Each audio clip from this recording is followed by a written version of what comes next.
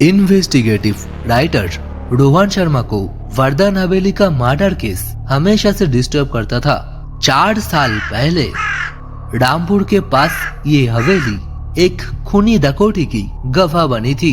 Police ने इसे mister विजय वर्मा और उनके 2 डोमेस्टिक हेल्प के ट्रिपल मर्डर डिक्लेयर करके फाइल बंद कर दी थी। थ्योरी थी कि रॉबर्ट्स का मोटिव सिर्फ लूट था और 3 लोगों को मारकर वो भाग गए, पर रोहन को लगता था कि स्टोरी में एक मिसिंग पीस है। एक टूटी फूटी ओल्ड पुलिस रिपोर्ट के थ्रू रोहन को हवेली में घुसने का चांस मिला। The Haveli was vast, old, creepy, specially in the afternoon, जब सूरज की रोशनी भी उसके डार्कनेस को नहीं हटा पाती। रोहन ने सबसे पहले उस ड्राइंग रूम की तलाशी ली जहां विजय वर्मा का खून हुआ था। वहां उसे एक पुराना खराब हो चुका टेप रिकॉर्डर मिला। रोहन ने उस टेप रिकॉर्डर को जैसे तैसे पावर अप किया और प्ले बटन दबाया। धीरे धीरे एक फैंट डिस्टर्बिंग व्हिस्पर सुनाई दी। अरे, ये तो किसी बच्चे का रोने का आवाज है। रोहन ने अपनी नोटबुक खोली और पुराने डायरी के नोट्स देखे। पुलिस ने तो 3 बॉडीज रिकवर किए, विजय वर्मा और उनके 2 नौकर, पर विजय वर्मा के फैमिली में 4 लोग थे। फिर उनका वाइफ काव्या वर्मा का क्या हुआ? कहाँ गई वो 4th बॉडी? ये सवाल रोहन के दिमाग में तेजी से घूमने लगा। अगर रॉबर्ट्स ने सिर्फ 3 लोगों को मारा तो काव्या कहाँ थी? रोहन ने ड्राइंग रूम के फ्लोर पर एक बड़े फटे हुए पार्शियन कारपेट को हटाया। कारपेट के नीचे उसे सीमेंट के फ्लोर में एक छोटा लोहे का ट्रैपडोर दिखा।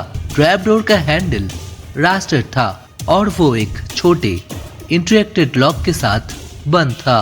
रोहन ने सोचा, वर्धन हवेली ने अपना पहला राज उसके सामने रिवील किया था। बहुत मुश्किल से उसने एक टूल की मदद से लॉक तोड़ दिया और ट्रैपडोर को ऊपर खींचा। नीचे सिर्फ गहरा अंधेरा था जहां से बस ठंडी ऊपर आ रही थी। नीचे झुका, वहां उसे एक छोटा पुराना मेटल का बॉक्स मिला। उसने वो बॉक्स उठाया और रूम में वापस आ गया।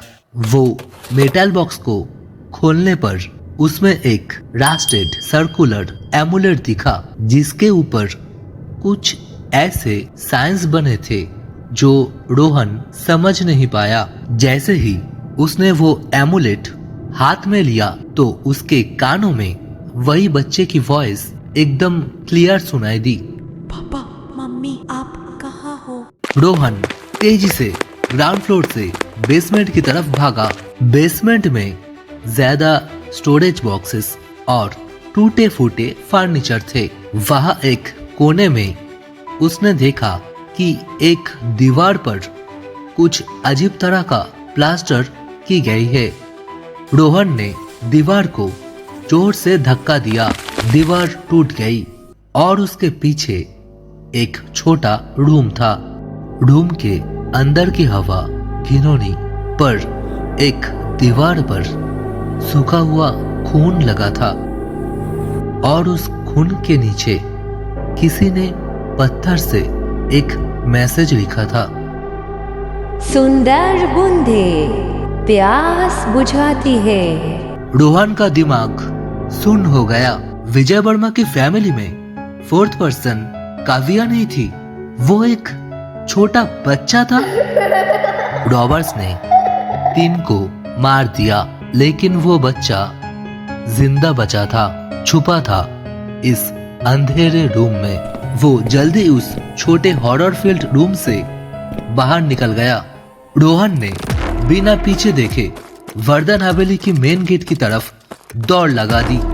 गेट के पास पहुंचकर जैसे ही वो हवेली के बाहर निकलने ही वाला था, उसने एक आखिरी बार हवेली की तरफ देखा एंड सडनली उसको सुनाई दी एक बच्चे की हंसी की गूंज जो पूरी खाली हवेली में इको हो रही थी।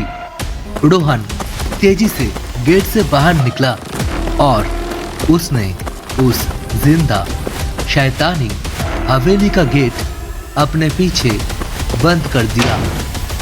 परिवार का वो चौथा फैमिली मेंबर, वो बच्चे की मिस्ट्री हमेशा के लिए वर्धन हवेली के अंदर बंद रह गया।